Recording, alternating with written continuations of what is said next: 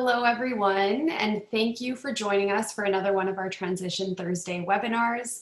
I hope everyone is doing well and staying safe and that you're all getting excited for the start of the fall semester. The topic of today's webinar is culture shock, and we're going to be talking about some of the transitions that you'll face adjusting to life as a new Lakehead student. So whether you're beginning the fall semester at home or if you're going to be traveling to Canada, there's no doubt that you will encounter some changes that you need to adapt to. So hopefully our presentation today will make you feel a little bit more prepared for your eventual arrival to Lakehead. So we'll begin with some introductions. My name is Laura Puttis, and I'm an international student advisor at the Thunder Bay campus. I was actually born and raised here in Thunder Bay, and I'm a graduate of Lakehead myself. And my role is to provide specialized support to all international students of Lakehead University prior to, during, and after their arrival to campus. So in my role, I provide guidance and advice on issues related to academics and personal support when it comes to challenges like housing, culture shock and transitions, finances, and more. And I'm always here to talk if you ever need to, so don't hesitate to reach out to me if you need assistance. And with me today is Katie Fraser, so I'll get you to introduce yourself, Katie. Awesome, thank you. Hello, everybody. My name's Katie, and I'm the International Engagement Specialist at Lakehead University's Aurelia campus in Southern Ontario. Similar to Laura, I'm born and raised in Aurelia, and I'm a graduate from the Aurelia campus. And our roles are very similar in that I'm here to support our students on campus with various supports and services, and also to get you connected to any of the services that are of use to you within our local community. So I look forward to working with you. Awesome, thanks, Katie. And do you want to introduce your friend in the background as well? Yes, of course. This is my new fur colleague. This is Hadley, and he loves being on video with me. So don't mind him in the background. He probably won't move for the next hour. Well, hopefully he chimes in. So before we start, just a couple things I want to go over. This session will be recorded just like all of our other webinars, and you will have access to the recording. They're all posted on our website and I believe on social media as well. If you have questions or comments throughout, don't hesitate to use the Q&A box or the chat box below. We will be monitoring the questions as we go, but we are going to save some time at the end of the session to answer any of your questions. We'll try to get to as many as we can. The session runs for about an hour, so we will finish up at 11, but we'll try to finish the formal part of our presentation earlier so we can chat. We'll also be giving you our contact information, so if anything comes up later, you know where to reach out to us. You hopefully already know that we've been running these webinars every single week. We have a couple more weeks left before they wrap up. So please stay connected with us on our social media, monitoring our website. We have some really, really great sessions coming up over the next few weeks that will make you extra prepared for the fall semester. So we'll be talking a little bit more about that later. So for today, we are going to talk about culture shock and cultural transitions. So we're going to begin with defining culture shock. We'll be talking about the different types of cultural transitions that you may face. So some that are more personal, and then some that are more relevant to your academics and learning in the classroom. Katie and I will go over a variety of different self-care strategies, different ways that you can cope and manage with these cultural transitions, and also do a bit of an overview of the different campus supports and resources that are available to you on campus, virtually, and so forth. So let's kick it off with talking about culture shock. All right, so adapting to your new life at Lakehead will take some time. Many students struggle as they get used to their new environment, and this is an experience that we call culture shock. It is a completely normal part of integrating into a new place, and it's even possible that you may not be traveling to Canada for the fall semester. You might still experience culture shock while you're interacting with maybe other Canadian students or students from elsewhere in your classes and adjusting to the virtual Canadian classroom. So if you do face culture shock in the coming days, weeks, months, just know that you're not alone. It is completely normal, and it happens to everyone. So people can experience culture shock in a number of different ways, and everyone's situation is unique. It's definitely not a one-size-fits-all experience. But common symptoms do include homesickness, so longing to be back home to a place that's familiar. People can experience boredom or withdrawal and isolation, so maybe difficulty making friends or feeling anxious in social situations. It can affect sleep patterns, especially when you're first arriving to a new place. Maybe there's a time difference. Jet lag can take such a toll on us both physically and mentally. So that can be a part of it as well. People can feel quite sick when they're going through culture shock. If your mood is low, it can also create physical symptoms like recurring illness. You can feel more angry or more frustrated, especially as you're adapting to that new culture, learning about new customs, new ways of doing day-to-day things, and the general feeling of criticism towards the local culture, language, traditions, and so forth. So, to understand and prepare for culture shock, it is important to define it. And although I mentioned that everyone faces it differently, it's usually categorized into four main stages. So, the first stage of culture shock is the honeymoon stage. This is the nice stage. It's when you first arrive, you experience excitement and anticipation. You've been working towards coming to Canada, and you're finally here, or you're finally starting classes, and you're eager to begin this new experience. This is sort of the excitement phase, and it can last a few days, weeks, or even months as you're just sort of soaking in all the new experiences, hopefully meeting new friends, and having some great times in Canada. But eventually, it might start to frustrate you, all the differences in social customs and day to day interactions. It might frustrate you that people don't seem to understand you as well as they do back home, or maybe you're having trouble understanding others. This can lead you to feeling frustrated or maybe a little bit depressed. At this time, usually it's also when your studies pick up. Maybe we're getting into midterm exams, and you might find yourself wishing that things could be easy as they were back home, or that you have that same support network, right outside your door as you're used to back home. This is called the hostility stage, and these feelings will fade if you stay open minded and persist in getting to know your new environment and just trying to adapt as best you can. And after some time passes, we move from the hostility stage into the acceptance stage. So this is when you begin to feel a little bit more comfortable. You start to open up your mind and appreciate the differences between your home environment and your new host environment. And you begin to feel a little bit more balanced and comfortable going out into the world, talking to people, having those day-to-day interactions. Maybe you get a better sense of the layout of your new city, your new campus. You're not getting lost every day. And a lot of the things that would frustrate you before are easier to cope with. You might even be able to laugh about them now. And this leads us into the final stage. And I promise all of you will reach this final stage, which is adaptation. So this is when you start to feel at home in your new environment. You're feeling comfortable personally, academically, emotionally, and you can finally see Canada as your new home. You have a support network here, and you feel part of the community. So we are going to do a poll right now, and we're going to be doing a few polls throughout this presentation. So please participate if you can, because your feedback is really important to the session today. So we'll go ahead and launch our first poll, which is about culture shock. So as Laura launches the poll, think about some of your past experiences traveling, or maybe even in your home country with different cultural experiences. Think about what different symptoms that you might have experienced and how these came up in your day-to-day life. We're interested to know what you have experienced because the more that we know, the better we're able to support you. So choose as many options as you like within this poll.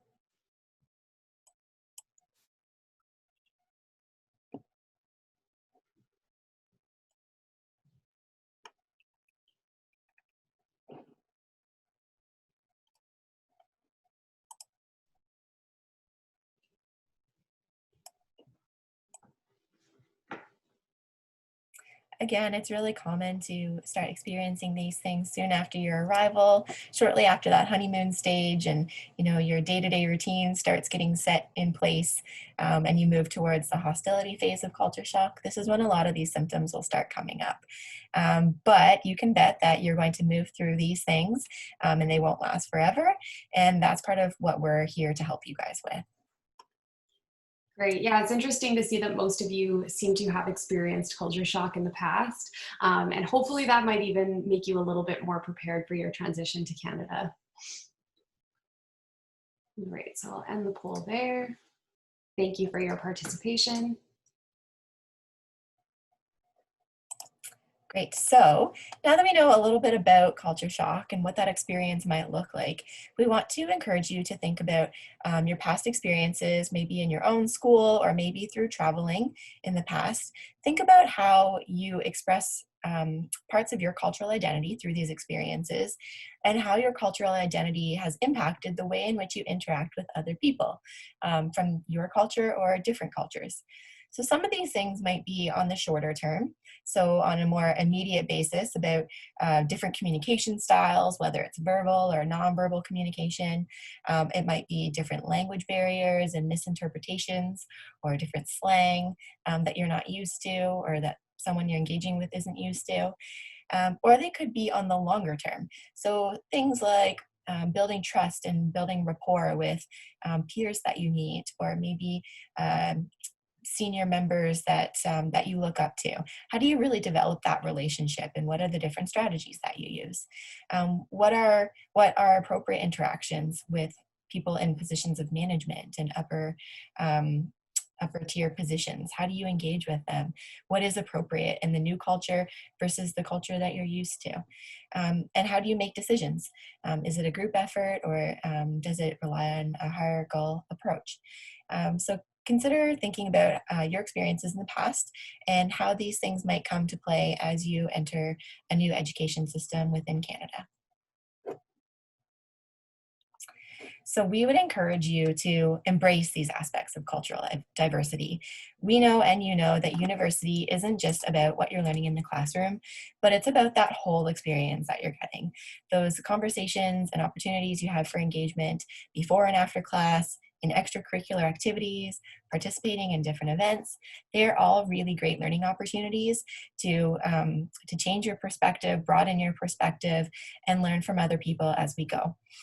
So to give us a little bit of insight, we want to share one little video with you, a TED Talk by Derek Sivers called Weird or Just Different. So we will play that for you and let you enjoy that.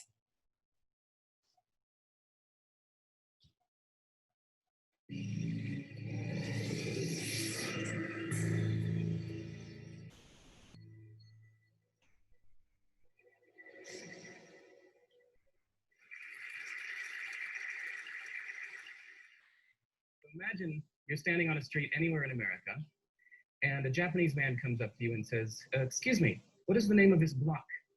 You say, I'm sorry, well, this is Oak Street, that's Elm Street. This is 26th, that's 27th.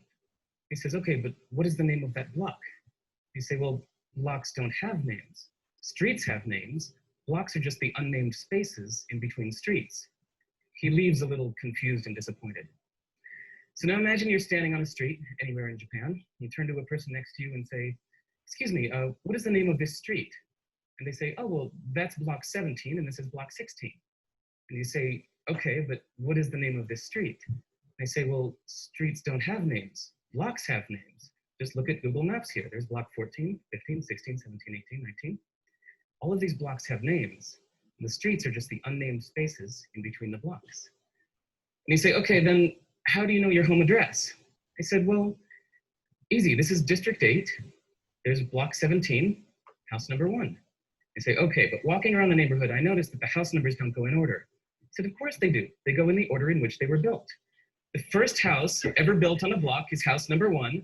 The second house ever built is house number 2. Third is house number 3. It's easy, it's obvious. So I love that sometimes we need to go to the opposite side of the world to realize assumptions we didn't even know we had, and realize that the opposite of them may also be true. So for example, there are doctors in China who believe that it's their job to keep you healthy.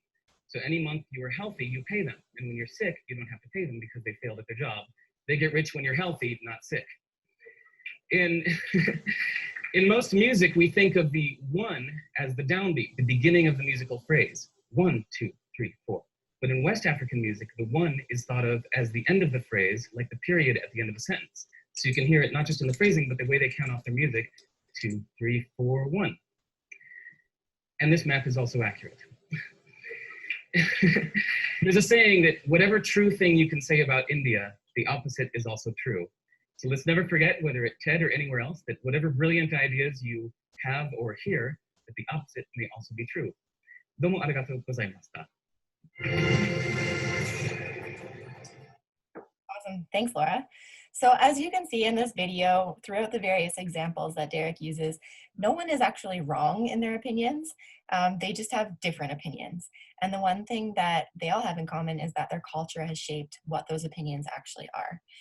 So we would encourage you, as you begin your adventure with us at Lakehead University, just consider how your own experiences and your cultural background are shaping your opinions, and the opportunity to learn the opinions of other people and share yours with others as well. Thanks, Katie. So we've spoken a little bit about culture shock and the symptoms of culture shock, and Katie gave us a great overview of some cultural differences and how you can reflect on those.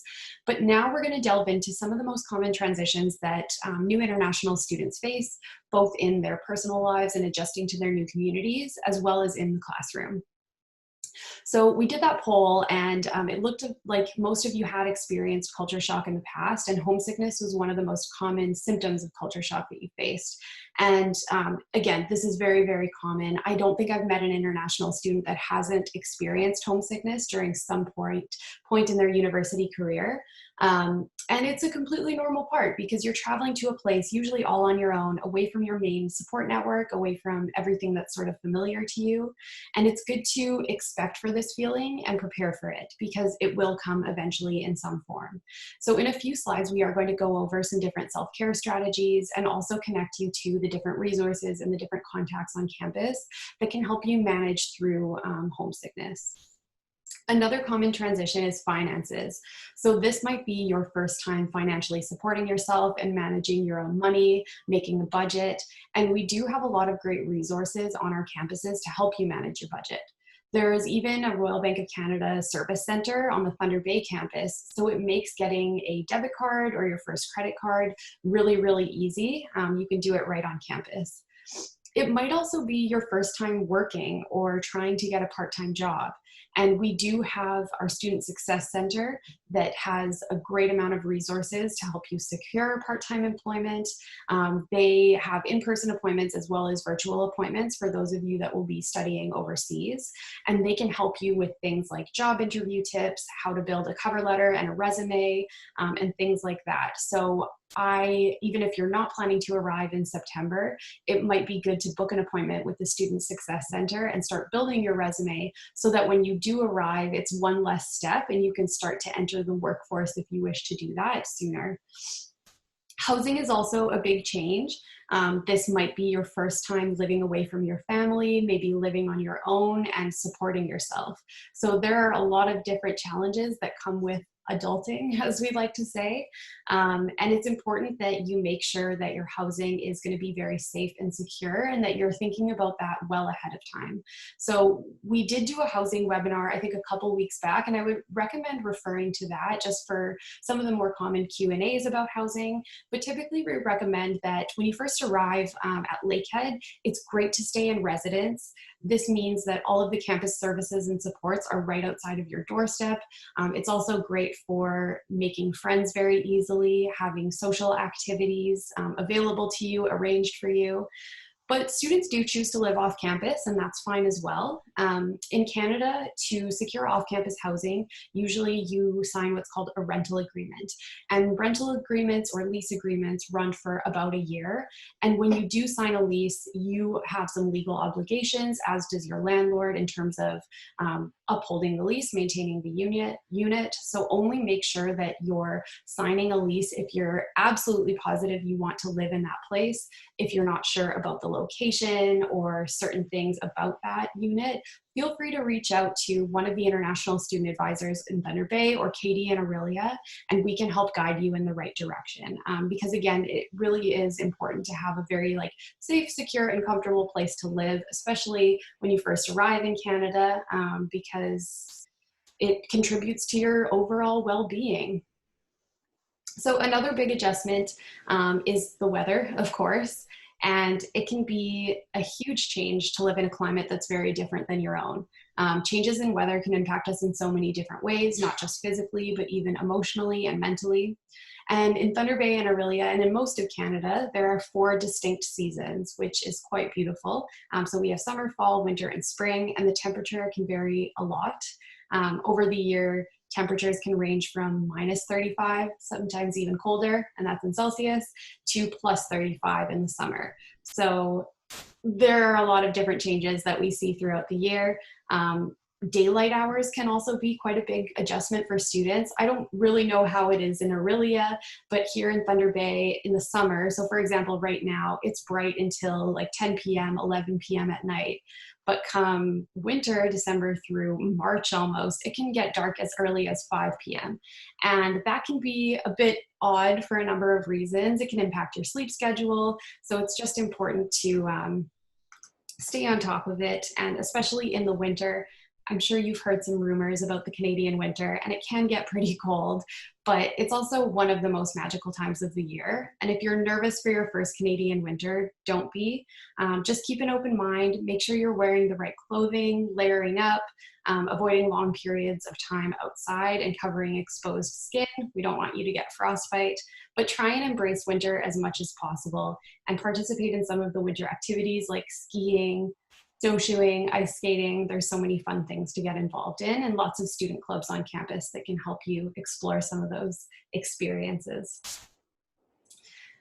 Food, of course, is a big adjustment when you travel anywhere new, but in Thunder Bay and Orillia, we have access to pretty good grocery stores that have international food sections, so you should be able to get most of the ingredients that you're used to having back home. And if you don't know how to cook for yourself, I would say now is the perfect time to learn. Whether you're living in residence or off campus, most likely you will have access to a kitchen. So it's really important to have and develop some of those basic cooking skills, because not only is cooking for yourself a great way to eat more nutritiously, but it's a great way to save money too. So I would recommend trying to learn some of your family's favorite recipes and kind of perfecting those before you come, because that might help with your homesickness as well. And as Katie mentioned, when she was talking about all the different cultural differences, you are obviously going to encounter people from so many different diverse backgrounds when you're in Canada. And there will be a lot of changes in things like customs, day-to-day interactions, and traditions that you'll face. And I just think it's really important to keep an open mind. Although you may get frustrated at some points, just try and take a breath and learn from your experiences, because I'm sure you will feel comfortable, as you go through. It doesn't take much time. And now I think Katie is going to talk about some of the more academic transitions that you might face in the classroom. Great, thank you. So we've covered a lot of the challenges outside of the classroom, but there's a lot to cover within the classroom with regards to your academics. So the word pedagogy refers to the method and practice of teaching. And when you come to Canada, what you might find is that our faculty and our professors and instructors here have a different pedagogy than what you might be used to in your home country or another country that you've studied in. So what that might look like, you might notice differences with respect to how they teach and instruct in the classroom. For example, they may want to encourage more discussion in your classroom and more of a two-way conversation versus standing at the front and just delivering the information. All faculty have a unique way of instructing, and you will have different experiences in every classroom that you go into. There may be differences in how you develop relationships with your faculty members. There may be different ways of approaching faculty, how you address them, whether it's formal communication, using titles within your emails and your correspondence, or they might prefer more informal interaction with you. You may find a different emphasis on academic integrity and plagiarism. So maybe it's more or less stringent on rules compared to the country that you are used to studying in. There may be different requirements for your assignments and how you're reporting on your research. So it's really great to be clear on what the expectations are in advance of starting your courses. you may notice that the way in which you're evaluated in your courses might differ than what you're used to. For example, you may be used to having the majority of your marks based on a final exam. Maybe your final exams are usually between 60 and 70% of your final grade. You might find that when you come to Canada, your grading is more stretched out throughout the semester. So, for example, you might have a few different smaller assignments worth 10 or 15%. You might have 2 different exams, each worth about 30%. So we would encourage you to have an open mind and to kind of look into what the different benefits and opportunities are by using these different types of evaluation methods. And last but not least, a big learning curve, maybe even for those who are already studying in Canada, will be online learning. So as you know, most of our courses are offered through Zoom or web-based learning for this coming fall. And so that offers a whole new opportunity as well to change up the classroom environment. So we just, again, encourage you to embrace these new opportunities, learn all you can about them, see how you can make the most of it in order to be successful throughout your studies. So again, we're going to do a quick poll that we're going to put up on the screen again. And we are just curious to know which of the cultural transitions that we've talked about are causing you any particular stress or a higher level of concern compared to others. The more that we know about these different concerns that you have, again, the more we as advisors can help you navigate these things and provide more resources and support for you. So go ahead and scroll through the list of different cultural transitions and differences that we've listed here and select as many as you like.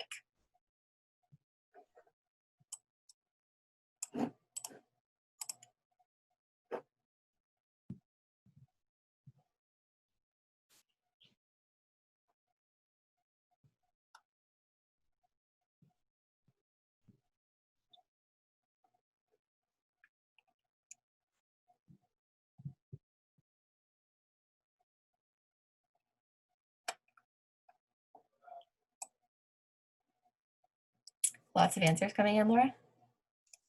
We're still waiting on a few. I think 5 participants have responded. So we'll keep the poll up for another 15 seconds or so. If we can get some more responses, that would be great.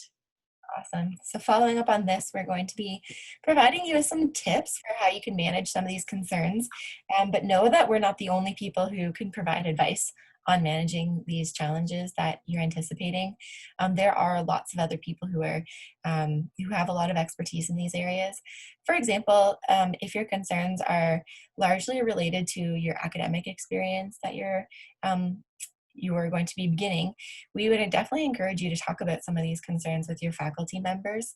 The best thing to do is, to share your concerns up front and ask the questions that you need clarity on, because it doesn't hurt to ask, and it might warrant a really great discussion between you and your faculty member, and you may find a great sense of relief in establishing that relationship with them.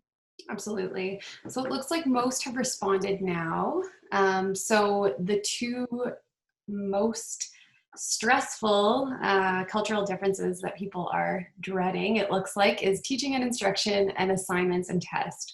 So definitely some uncertainties as you're navigating to a completely new academic environment. And there are a lot of academic supports that are offered virtually and on campus for you. So definitely feel free to reach out to us if you have any further questions about that. It will be an adjustment for sure, but there are lots of supports out there. Other than teaching and instruction and assignments and tests, a few people concerned about the weather, food, customs, all of the categories got at least 1 vote. So we will go into now, I think, some strategies to help you cope with cultural transitions. That sounds great. Okay, so I can start off with the first one. The first suggestion we have for you is to just be positive and open-minded about your new experience in Canada. So as we've reiterated before, really take this opportunity to experience all different elements of a culture, not just the academic experience inside the classroom, but outside of the classroom, who you're engaging with, the friends that you meet, either online or in person, the opportunities you have to be involved in different events. I know, as Laura mentioned, that the Canadian climate is one concern that a lot of people have. But like Laura already said, it is a unique experience to Canada, and we want you to embrace that. So, as Laura said, it's not as bad as it's made out to be sometimes.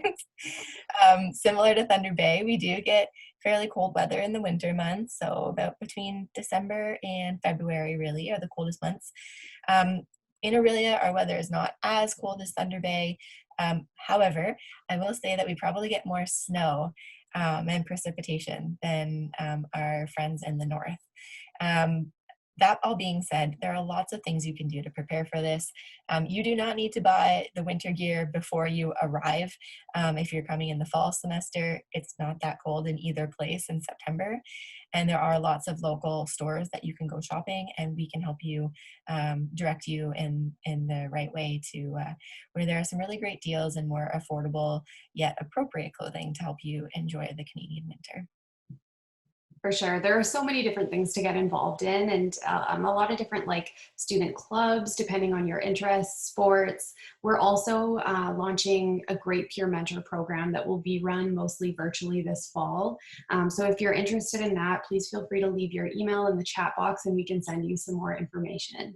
This is a program that pairs you up with experienced Lakehead students, so they kind of guide you through your first semester. There's some social aspects to it as well. It's a great way to meet current students and some other new students as well.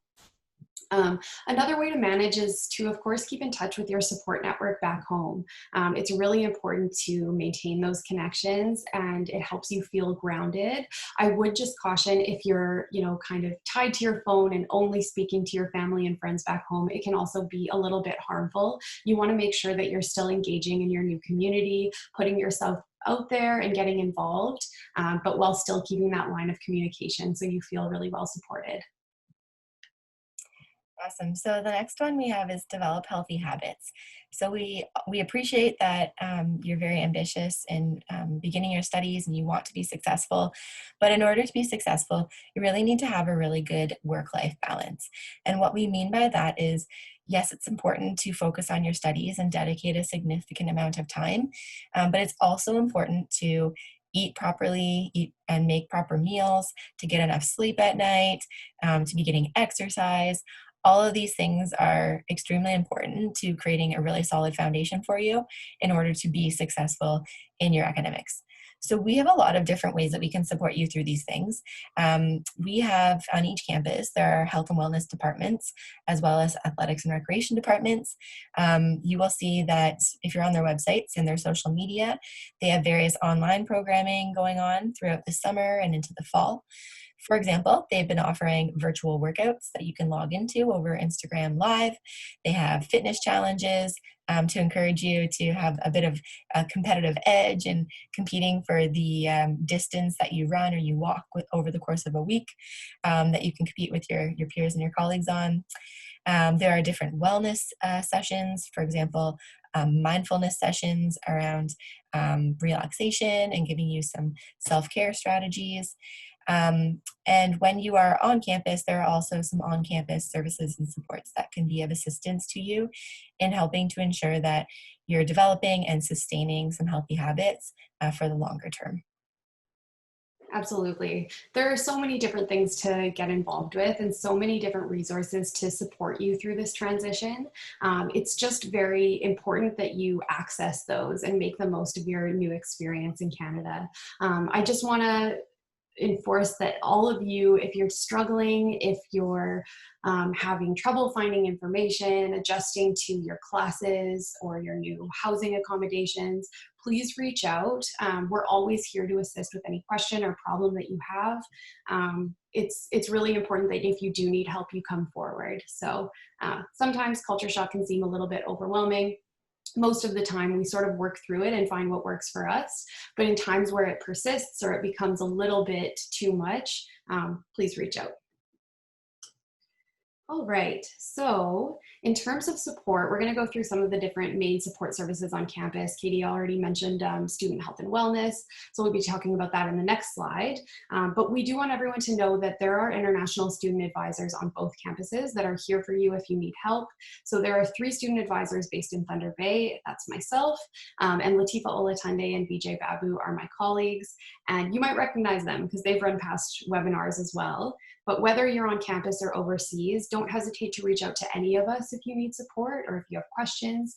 We're always happy to listen and give some advice. And then, of course, we have Katie on the Aurelia campus. She's your go-to contact for that. And then same goes, Katie, right? They can book appointments with you, correspond through email. Whatever you need, we're here for you.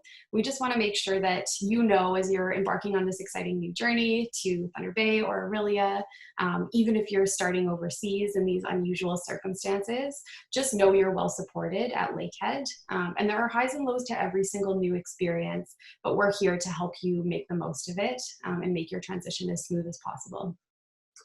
So in terms of resources, I do want to introduce you to our online community of care. Hopefully you're familiar with this website already, but if you're not, I first want to show you how to find it. So from the main Lakehead U page, if you hover over the International tab at the top, just click on the LUI Online International Student Services Community of Care. That's a long title, but here is sort of the overview of everything that we're running in our department. So this includes all of the different webinars and online programs that we're running, including our peer mentor program and our conversation club that are great ways to get involved with other new students, make some friends, practice your language skills. We also have a tab for immigration support, advising, study abroad, and of course orientation, which if all of you are starting in the fall, I strongly encourage you to attend orientation. It's a great way to sort of get acquainted with your new campus. One of the most important functions that you can find on this website is our appointment booking tool. So if you click here, it will ask you, which subject do you need support on, and then it will connect you to all of the different advisors and their availabilities, so you can make an appointment at the time that works for you. And all of these appointments are currently run through Zoom. Just be aware that when you are making appointments, our schedule is in the Eastern time zone. So if you schedule it for 4 p.m., that's 4 p.m. Eastern time, which may be like 4 a.m. for you. So just something to keep in mind. Katie had also mentioned our Student Health and Wellness Center, and this is a center on both the Aurelia and Thunder Bay campuses that provides a wide range of counseling options, health services, and wellness programs. So they aim to provide really holistic and student-forward services to meet the diverse needs of our student population. And all students are eligible to receive these services by appointment with no charge, just with their student ID card. So for those of you that are traveling to Thunder Bay and Aurelia, and eventually when all of you are on campus, this is sort of your go-to place if you need to see a doctor or access counseling services. But for students that are overseas, the Student Health and Wellness Center does have a lot of great online resources that you can access. So from their webpage, there's a bunch of different informations about the types of supports and services that they offer. But if you click on the wellness tab, we can see a lot of different written resources about things like staying healthy and active, coping with stress, making the most out of your sleep schedule. So there's a lot of great stuff that you can read through and sort of emotionally prepare for the beginning of your semester. So for Thunder Bay, our Student Health and Wellness Center is located in the Preddy Residence Building. It's right on campus. You can make appointments by phone or in person with your student ID card. So their hours and the email and contact information is posted there. And in Aurelia, we have similar services. It's also located in our residence building, which is shown in this picture here. It's on the main floor, along with other various student services. They're open standard daytime hours, 8:30 to 4:30. If you are interested in asking any questions, just out of curiosity, or if you want to book an appointment, you can call the phone number on the screen. You can also send your inquiries via email to the address listed there. But similar to Thunder Bay, there is a lot of overlap in the programming that's offered to students between the two campuses, but the in-person services differ a little bit just because they're based on each campus and the unique needs and availability there. Another great resource is the Good to Talk phone line. This is a completely free, confidential, and anonymous helpline that provides professional counseling to students in need. I believe you do need to be in Ontario to access Good to Talk, and you can access it by phone or through text. And these services are great because they're available 24/7, 365 days of the year. And it's a good resource for students that maybe need support in the moment. Maybe you don't want to wait to make an appointment with a counseling center. Maybe it's something quick that you need to get off your chest. So I definitely recommend making use of that. And yeah, that was a bit of a scope of some of the different services and supports on campus that are here to help you through these transitions. So again, a reminder to check out some of our other pre-arrival webinars on Mondays and Thursdays. We've had a very large series of them, and some of them are more specific on some of the topics that have come up today. So again, the recordings are posted on our YouTube channel. If you had registered for these webinars, you would also receive the links via email. But we do have a few left still that are coming up. So on August 6th on wellness supports, where we'll take a deeper dive into specifically what's available on each campus. And then August 17th, all about how you can stay connected and stay engaged through the various programmings that we offer through Lakehead University International. Awesome.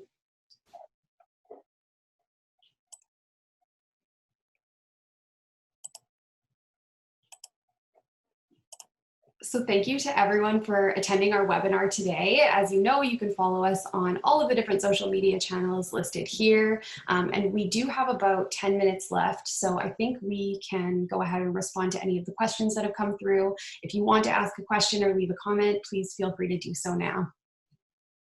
Yeah, so we've had a few questions coming through.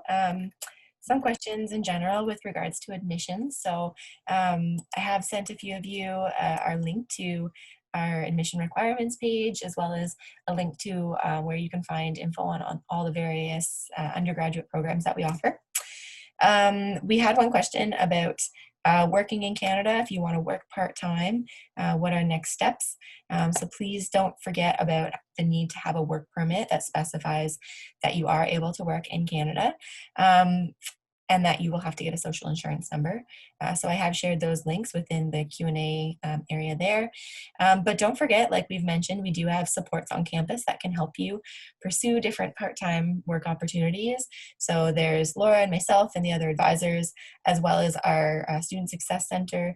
And these services can provide you help with preparing your resumes and cover letters, because working in a new culture is also one of the changes that you might endure throughout your time here as you get settled. So in this way, if you reach out for help, we can help you understand what the unique aspects are of working in Canada, what you can expect when working with employers, how to approach an employer when you're curious about a job with them. All of these things will hopefully help you make it an easier transition and find a really great part-time work opportunity. Let's see, just looking through a few other questions. Oh, we had one more question about a bank account. So again, we mentioned finances as a different cultural challenge you may experience. So do know that when you come to Canada, you can open a Canadian bank account. Laura had mentioned that there are some well-known banks that are very close to campus. There are about 4 major banks, just off the top of my head. And oftentimes these major banks will offer specialized student rates, which means that you pay less fees on a monthly basis than the average person would. So when you go look into a Canadian bank account, we would strongly encourage you to ask and let them know you're an international student and see if they have any special rates for you. by setting up a bank account, you will get your debit card, which might make it easier in terms of managing your money and paying for different products. But if you need help with this, then don't hesitate to reach out to us. It is one of the things that we can provide you with more guidance on. Absolutely. And yeah, I know I mentioned in the presentation, but this past semester, actually, we got a Royal Bank of Canada service center right on our campus. So it's right in the main center in the Agora, and it's staffed throughout the day, I think Monday through Friday. And they're offering some really, really great deals, as Katie mentioned, to new students opening up bank accounts, even some financial initiatives. So definitely a place to check out. And then going back to the question about working, yes, so you need to make sure that your study permit states that you're eligible to work. Usually if you're entering into a degree program and you don't have any English language conditions, you're not starting in the English language program, it will say that you're eligible to work. You just want to check the fine print. It's usually located at the bottom of the study permit. And typically, the allowance is 20 hours per week during studies and then 40 hours per week during scheduled breaks. Scheduled breaks would be things like the summer break if you're an undergraduate student and you don't study throughout the summer, things like Christmas breaks, any other holiday breaks, and so forth. Reading week as well. We do have a reading week, which is a week-long break in both our fall and winter semester. And this is a time where students can take advantage of that and work full-time.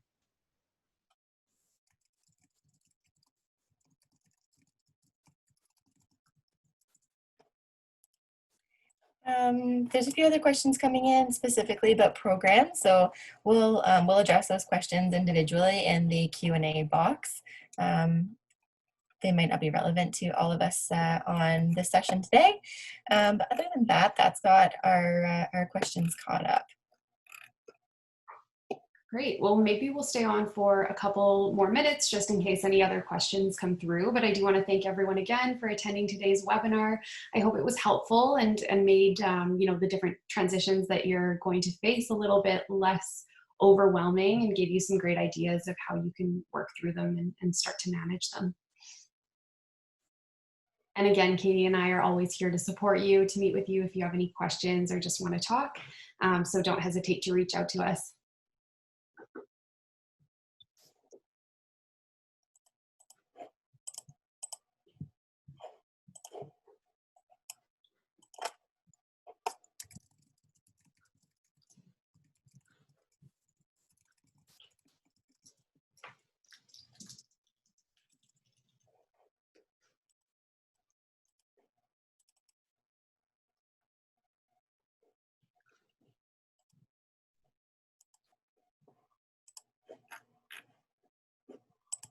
All right, well, I don't see any more questions coming through, so I think we'll leave it at that.